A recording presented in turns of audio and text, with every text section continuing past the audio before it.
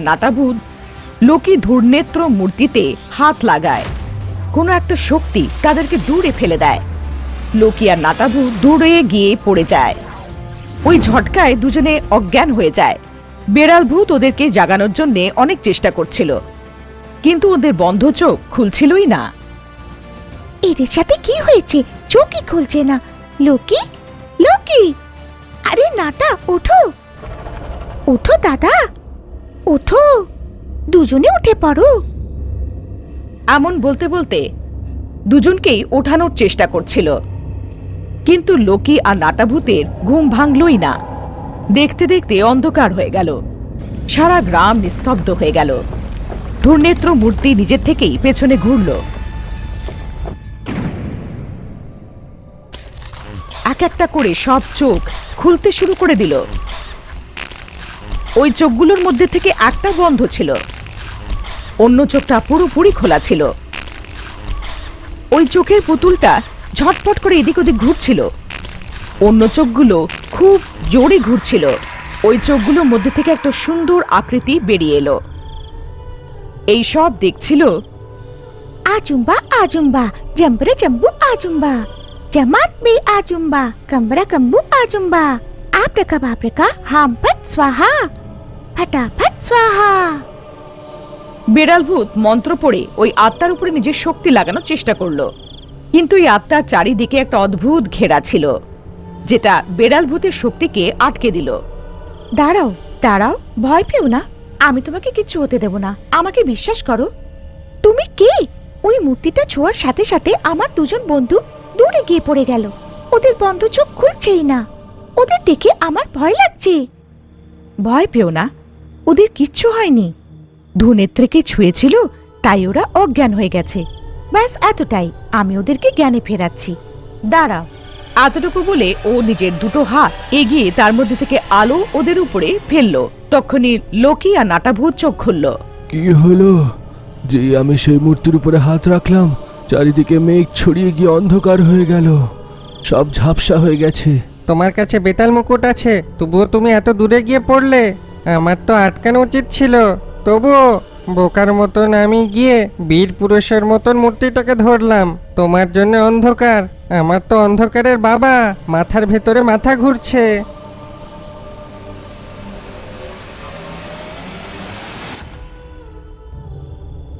এই মহিলাটাকে লাজ দেখলে তো ভূতের মতন দেখায়, কিন্তু চেহারাটা পুরো অপ্সরার মতন। মরে আমরা নরকে এসে যাইনি তো? এই মূর্খটার কাছে কুমড়োর মতন দেমাগ, কিন্তু তার মধ্যে একটুও বুদ্ধি নেই। তোমার মরার তো অনেক বছর হয়ে গেছে নাটা, তুমি তো ভূত, তুমি আবার কি করে মরবে? আরে হ্যাঁ, ঠিক বললে, আমরা তো ভূত, আমি তো ভুলেই গেছিলাম। এমনিতেও এই মেয়েটা খুবই সুন্দর, ভূত প্রেত কিংবা পিশাচ কিছুই জানা নেই, কিন্তু তার সুন্দরতা দেখার জন্যে আমার এই দুটো চোখ যথেষ্ট নয়। দুটো চোখ যদি বেশি হচ্ছে না, আরো দুটো চোখ উধার নিয়ে নাও। এই বেড়াল, তুমি চুপ করো রে। তোমার কাছে আমাদের বেড়াল ভূতের মতন ল্যাজ আছে, কিন্তু সুন্দরতাতে তুমি বেড়াল ভূতের মতন টিকটিকির মতন দেখতে নেই। তুমি তো খুব সুন্দর দেখতে। প্যাঁচার মতন চোখ লাগিয়েছে। এই নাটার কাছে তো সবাই সুন্দর, আমায় বাদ দিয়ে। চোরের মতন দেখতে, আমার চেহারা কি টিকটিকির মতো? চুপ করো তোমরা। তুমি আসলে কে? এই ধূনেত্রর মূর্তিটা কি? তুমি মূর্তিতে করছোটা কি? তুমি আত্মা না যক্ষিণী? কে তুমি আসলে? আমার নাম মানিনী, আমি ভুবরলোক থেকে এসেছি। ভুবরলোক সূর্য আর পৃথিবীর মাঝখানে অদৃশ্য রূপে রয়েছে।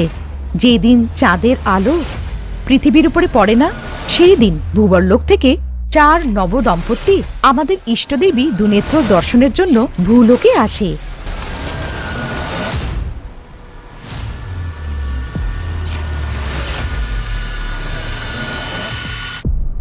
ধূনেত্রর মূর্তি পৃথিবীর এক গভীর জায়গায় লুকিয়েছিল। তোমাদের লোকেরা তাকে বাইরে বার করে দেবীর মূর্তি ভেবে এমন একটা মণ্ডপ করে দিল।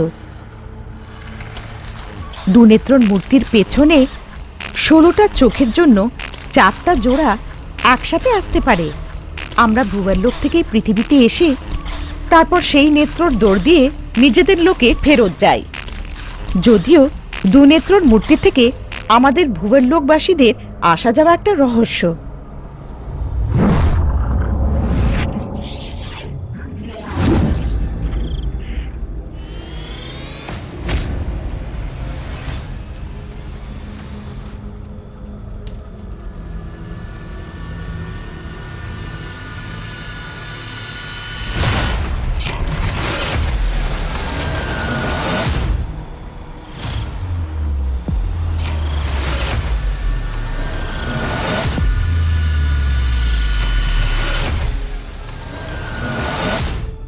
অমাবস্যার মধ্যরাতে ভূবরলোক থেকে আমরা 4টা জোড়া এসেছিলাম, কিন্তু এই রহস্যটাকে জেনে আমাদেরকে বন্দি বানিয়ে আমাদের মাথায় যে ছিল ভূবরলোকের মুকুট, সেটা পাওয়ার জন্য তান্ত্রিক বিত্রজাল 4টা জোড়ার মধ্যে থেকে একটা জোড়া, মানে আমি আর আমার স্বামীকে বন্দি বানিয়ে নিল, আর 3টি জোড়া যেভাবে হোক পালিয়ে গেল। আমি বলেছিলাম না, ভূবরলোক আর ভূলোকের মাঝে শুধু দুনেত্রর মাধ্যম। আমাদের লোক থেকে এই লোকে আসার জন্য আর এখান থেকে নিজেদের লোকে ফেরত যাওয়ার জন্য দুনেত্রর মূর্তি একমাত্র রাস্তা। কোনোভাবে তার থেকে আমি বেঁচে গেলাম, কিন্তু আমার স্বামী ওর কাছেই রয়ে গেল। আমার স্বামীকে ছাড়া আমি আমার লোকে ফিরতে পারবো না, আর যদি আমি নিজের লোকে যেতে চাই, আমার স্বামীকেও আমার সাথেই যেতে হবে। বিত্রজাল নামের এই তান্ত্রিক খুব স্বাভাবিকভাবে ভূবরলোকের মুকুট পেতে চায়, কিন্তু ভূবরলোকের মুকুট দিব্য শক্তির ভরা, সামান্য লোকেরা এটা এত তাড়াতাড়ি পেতে পারবে না। তাই ও কালাক্সা দেবীর শক্তি দিয়ে ভূলোকে আসার রাস্তা খুঁজে পেল, আমার মঙ্গলসূত্রটা ছিনিয়ে নিল, আর ভূবরলোকের শক্তিটা ক্ষীণ হয়ে গেল, আর আমি ভূবরলোকের সাপের শিকার হয়ে গেলাম। আমরা ওর জালে ফেসে গেলাম। আমাদের সাথে যে বাকি 3টে জোড়া আসছিল কোনোভাবে বেঁচে গেল। যখন ও আমাদেরকে ওর বন্ধনে নিয়ে আকাশ মার্গ দিয়ে নিয়ে যাচ্ছিল, আমি আমার শক্তিকে উপযোগ করে ওর বাঁধনটা ভাঙার জন্য সাফল্য পেলাম, কিন্তু ও আমার মঙ্গলসূত্রটা ছিনিয়ে নিল। ভূবরলোকের নিয়মের অনুসারে যখন আমরা কোনো অন্য লোকে যাই, স্বামী যে মঙ্গলসূত্রটা পরিয়েছে কোনো পরিস্থিতিতে আলাদা যেন না হয়। যদি এমন হয় অশুভ ঘটনা ঘটে, এই জন্য ভূবরলোকের সাপের আমি শিকার হয়ে গেলাম। জন্ম থেকে যে ভূবরলোকের শক্তি আমি পেয়েছিলাম সেগুলো শেষ হয়ে গেল। সূর্যের কিরণে আমি একটা পিশাচিনী হয়ে যাই, কিন্তু রাত্রেবেলায় আমার আসল রূপ আবার ফিরে আসে। ভূবরলোকের মুকুট আমার কাছে থাকার কারণে রাত্রে আমাকে কেউ ছুঁতে পারবে না। ভূবরলোকে আবার ফিরে যাওয়ার আশায় আমি প্রতিটা রাত আমাদের দেবী দুনেত্রর কাছে কেঁদে কেঁদে প্রার্থনা করতাম, আমার স্বামী যেন যেখানেই থাক সুরক্ষিত থাক। ওনাকে আমার কাছে পাঠানোর প্রার্থনা জানাই। আমার পূজা কেউ যেন না দেখে, কেউ যদি দেখে ফেলে তার শ্রাপ লেগে যায়, আরও একটা বিচিত্র বেড়ালে বদলে যায়। শ্রাপের অবস্থায় আমি কারোর সাথে কথা বলতে পারবো না। আমি যদি কারোর সাথে কথা বলি, আমার কথা যে শুনবে ওখানেই রক্তবমি করে মরে যাবে। শ্রাপের অবস্থায় তুমি আমাকে নিজের খালি হাতে মেরে আমার শ্রাপিত শরীর আর তার মধ্যে বন্দি আমার ভূবরলোকের আত্মাকে মুক্ত করে দিল। যেই আমার স্বামী এসে আমাকে মঙ্গলসূত্রটা আবার পরাবে, আমি আমার পুরো ভূবরলোকের রূপ আর শক্তি ফেরত পেয়ে যাব। ততক্ষণ আমার আত্মা এই মূর্তিটাকে ছাড়বে না। আমার শ্রাপটাকে দূর করার জন্য হে বীর, তুমি আমার স্বামীকে খুঁজে আমার কাছে এনে দাও, আর আমাদেরকে আমাদের ভূবরলোকে ফিরে যাওয়ার জন্য সাহায্য করো। আমি তোমার সব সময় ঋণী হয়ে থাকবো। সে বিত্রজালের তোমার মুকুটের দরকার কেন? সেই মুকুট কি আমাদের বেতাল মুকুট থেকে বেশি শক্তিশালী? পৃথিবীর নিচে 7টা লোক আর পৃথিবীর উপরে 7টা দেবলোক আছে।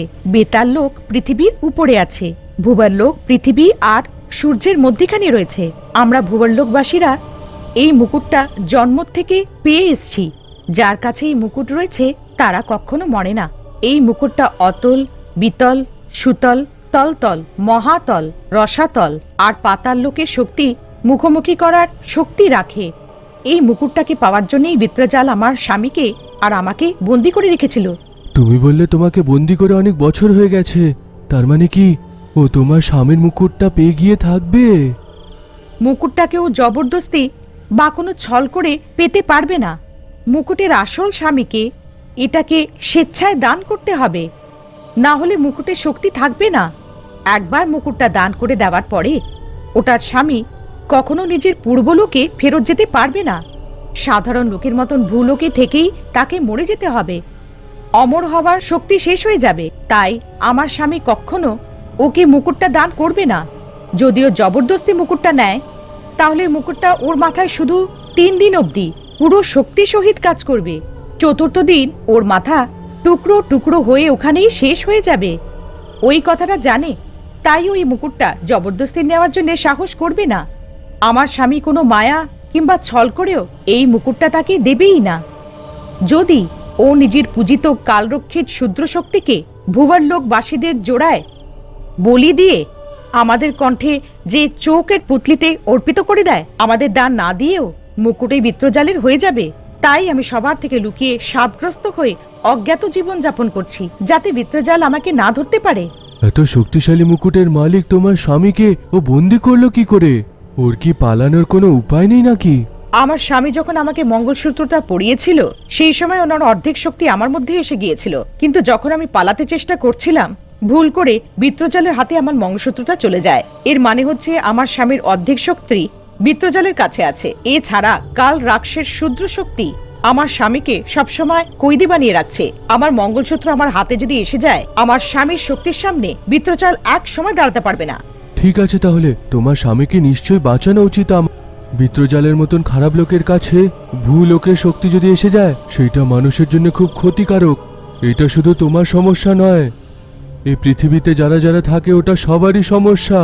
লোকেদের বিত্রজালের মতন খারাপ লোক থেকে বাঁচানোর জন্য তোমার স্বামীকে বাঁচানো দরকার। মন্ত্রকাকির ছেলে হয়ে আমি তোমাকে কথা দিচ্ছি, তোমার স্বামীকে আমি যা কিছু হোক করে বাঁচাবো। তোমাকে আর ওনাকে তোমাদের লোকে পাঠিয়ে দেব। সে বিত্রজালকে আমি শেষ করব। আমি চাই ওনার মুখোমুখি হওয়ার জন্য তোমাকে শক্তি দিই, কিন্তু আমার শক্তি আমার কাছে এখন নেই। ভূবরলোকে জন্মে থাকা প্রতি মেয়েকে জন্ম থেকে 3টে প্রাণগণ্ড শক্তি পায়। যার মুখোমুখি তুমি হবে সে সাধারণ শক্তি নয়। বিশেষ সময় এই প্রাণগণ্ডর উপযোগ করো।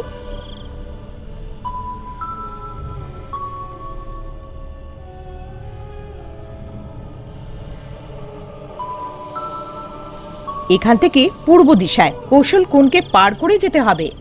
এটা বলে বিত্রজালের স্থানের রাস্তাটা জানিয়ে লোকিকে 3টে প্রাণগণ্ড হিরে দেয়। লোকি 3টে হিরেকে নিয়ে নিজের থলেতে রেখে নাটাভূত আর বেড়াল ভূতের সঙ্গে মানিনি যে রাস্তাটা বলেছিল সে পথে বেরিয়ে যায়। বিত্রজাল যে পাহাড়ে থাকে ওটা সমুদ্র থেকে অনেক দূর।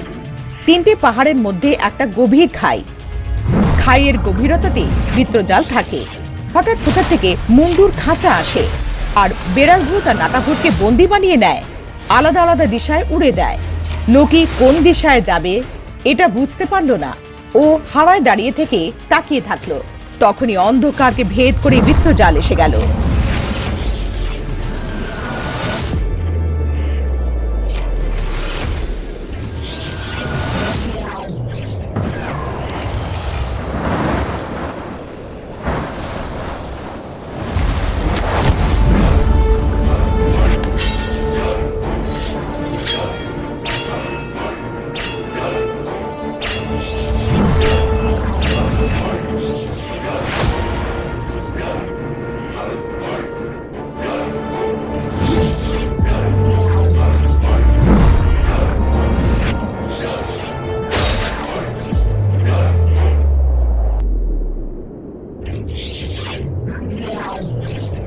মা! লোকির মা বলে চিৎকারটা মহুয়ার দিশায় বসে থাকা মন্ত্রজানা কাকি শুনতে পারল।